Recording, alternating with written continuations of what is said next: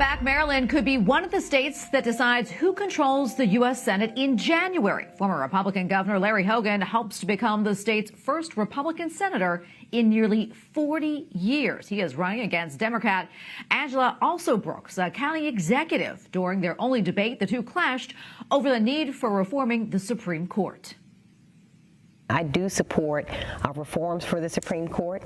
One of them would be to have term limits.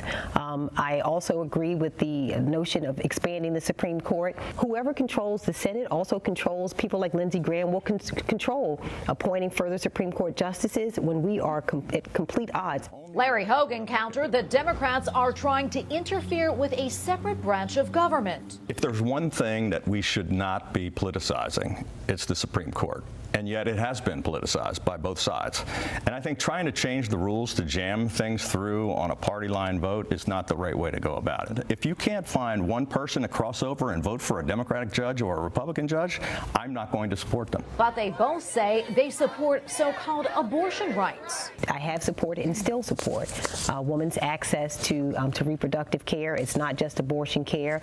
It's also things like Planned Parenthood, and that's the reason that they have endorsed me. I'll continue to support women's reproductive freedoms, contraception, abortion, and IVF.